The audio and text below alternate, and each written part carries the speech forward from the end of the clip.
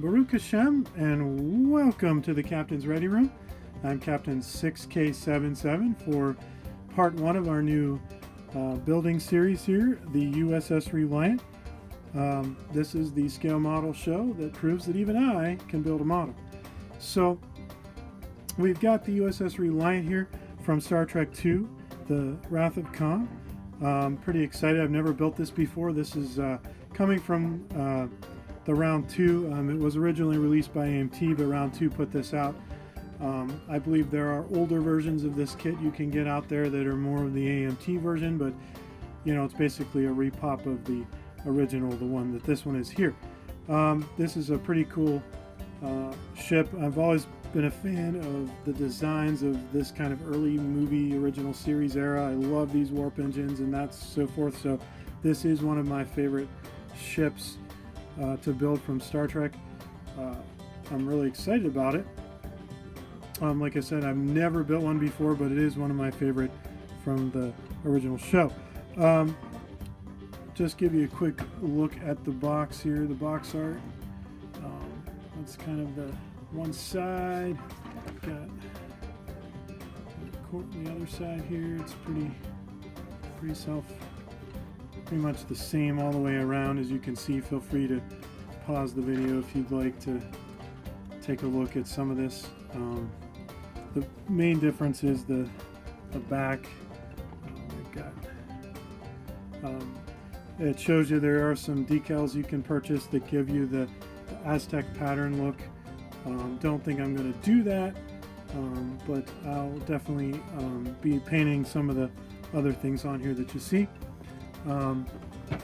We also have the trivia piece of this I always like to talk about. First being one of the cool books, if you ever want to read something good about Star Trek II and Star Trek VI, Nicholas Meyer, the director of both films, wrote a book called A View from the Bridge.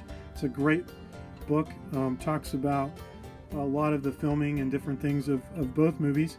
I will tell you that this filming model, when it was originally designed in concept art, was actually designed to be this way, or something similar to that.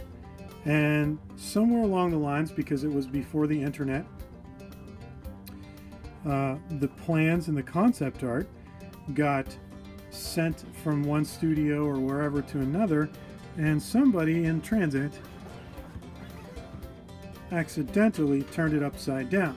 So as they started making the movie and building the model, they realized it. However, they liked the ship this way better than the upside down version. So there's some cool little things like that out there that you can look up and read about. Some people know that, some people don't.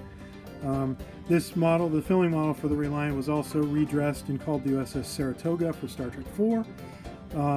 It was redressed even further where this roll bar piece came off, and they had some different things here, and I think some pods or something underneath it, and it became the USS Bozeman. It became the USS Saratoga, another version for Deep Space Nine. I will tell you, I like this class of starship with that roll bar looking thing on the top and the torpedo bay a lot more than maybe the versions without it. Looking at the box art, it's pretty close. Again, I always like to do some research. I've got one of these that I really enjoy, and when I open it up, you'll notice that some of this is actually darker than that. However, if you'll notice, this looks a little more of almost a white color.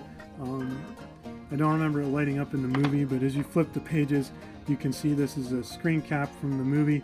Again, these look a little darker. This is kind of what I was talking about with some of the HD filming and all of that sort of thing that happen nowadays, and the remastering. Sometimes I think the colors get a little changed, or they get a little off, or whatever. Even the schematics in this book also have it a little bit different. Those shuttle bays, and I think you could see them here a little better even, they look a little bit more lighter blue than maybe what is on the model itself. So we'll see what we'll do with this. Like I said, you can again freeze frame that. I've shown this before.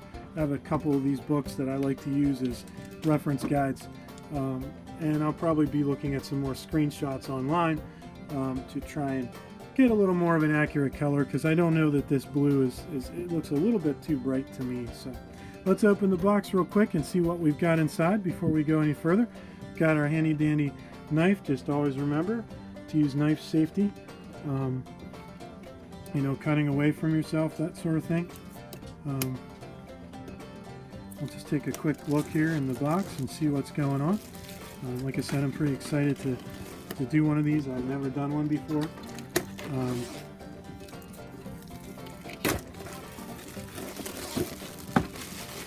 I've heard some stories about this roll bar. Some of the videos I've seen that people doing this has been a little bit, they say it's a little bit tough. So, all right, some fit issues or something. So we'll find out. So we first open it up, we get a lot of big pieces of plastic here. We've got the USS Reliant herself, the saucer section. It's in two halves, much like the Refit N171A Enterprise. We've got some more plastic here, and a nice, again, nicely wrapped in plastic. We have the, looks like the warp engines and some of the roll bar looks like, and then the cell pylons. Not a lot of pieces to this, so not too complicated. And here's looks like some things that go on the saucer. Looks like we've got there's our torpedo bays and some other things. Looks like there's the phaser cannon things, which are pretty cool on this class ship too. I think are kind of neat that they've got those phaser cannons going. Looks like we've got the bridge and the sensor domes. These look a lot like the ones from Star Trek, the Enterprise refit. Then we got the round 2 metal rod and dome base, which is always a favorite. Here's our clear parts. I don't know if you can see those. Try to block some of the light. Looks like, you know, designed if we want to do some lighting. Like I said, I don't really light my models right now. I'm not really equipped to do that. Here's the instructions. Pretty self-explanatory. Starts with the engine nacelles and goes to, looks like the pylons, saucer, the aft hull.